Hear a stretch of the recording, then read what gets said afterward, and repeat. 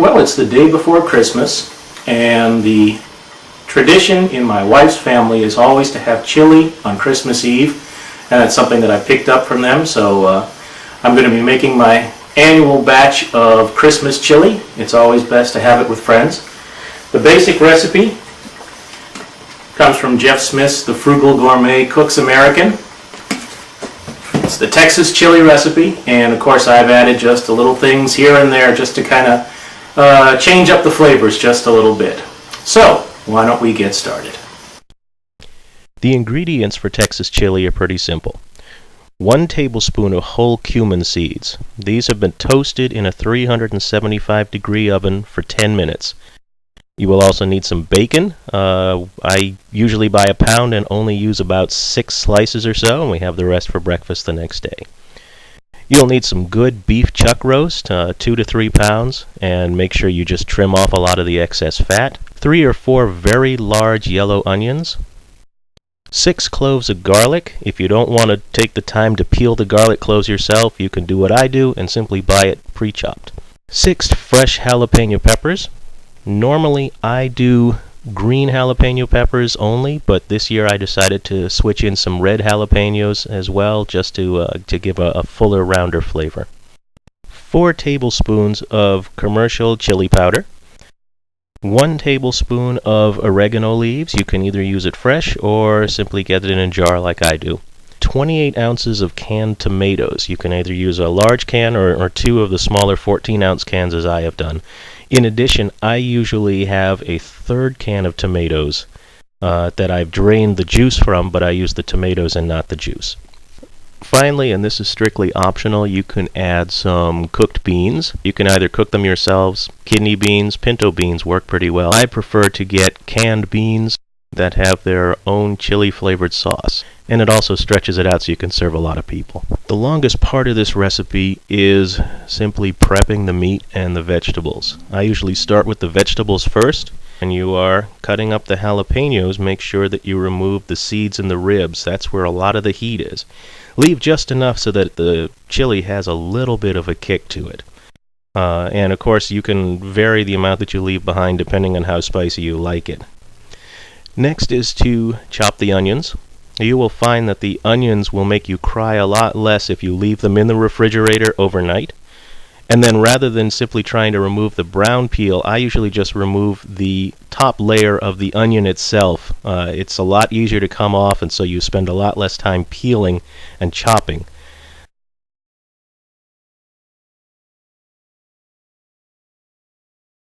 Bacon is also quite easy as well. Simply take your 6 slices out of the package, leave them connected together, run a knife along it lengthwise in about half-inch increments or so, and then once you have strips of bacon, cut crosswise to make little bacon dice.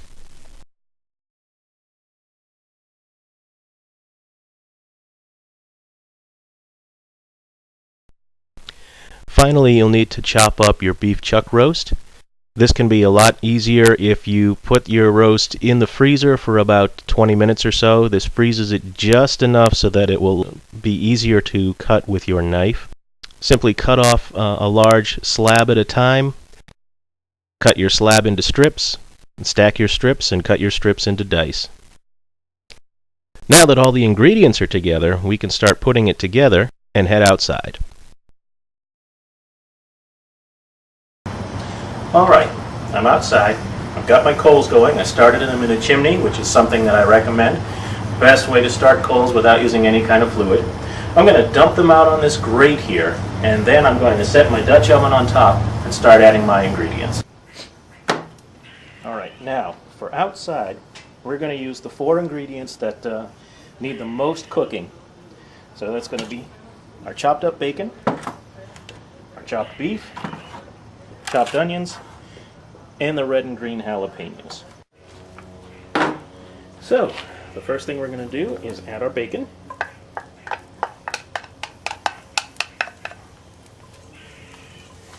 And we're going to let that saute for just a couple of minutes. Bacon is mostly fat.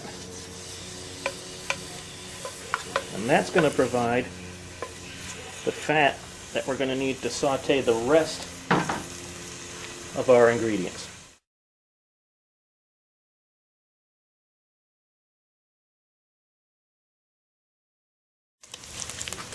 Alright, the bacon is finished, or at least it's released enough fat and it's kind of clear now. So it's time to add the beef.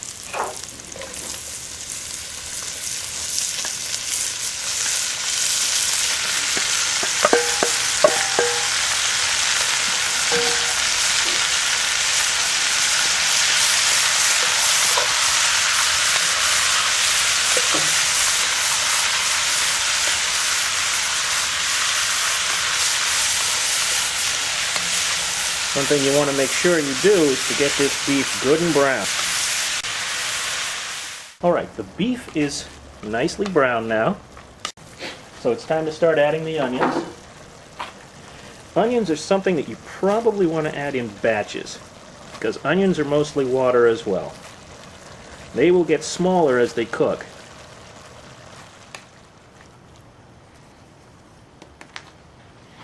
Now, of course, is also the time you can add the jalapenos.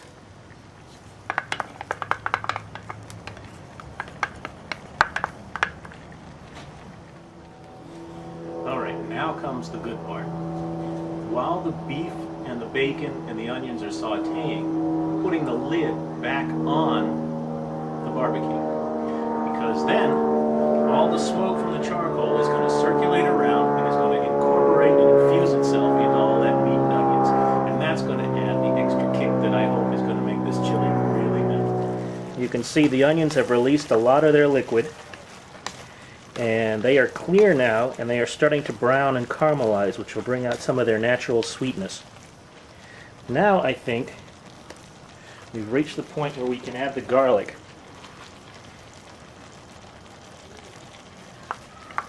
I didn't want to add it before because high heat can brown garlic and really burn it.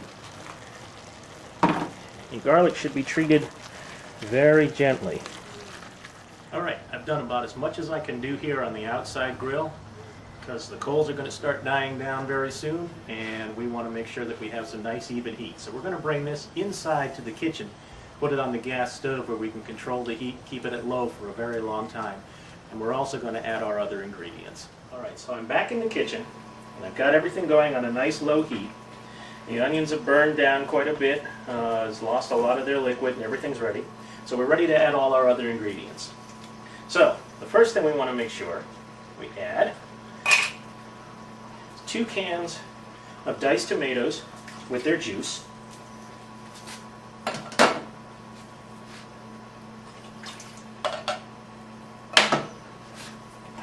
And a 3rd can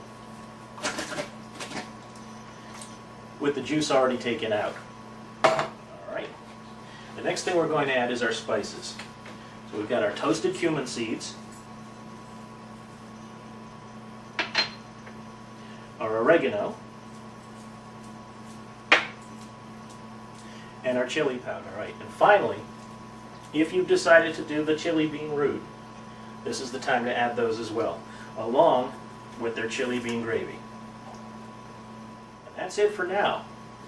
What we're going to do is keep this on low heat, uncovered, stir it from time to time. We're going to check back every 20 minutes or so and just let it cook until you think it's done. Alright, that's it. Our chili's ready. It's here in the bowl.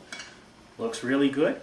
Now, the only really big question is, what are you going to top it with? Well, we've got a mixture of grated cheeses here.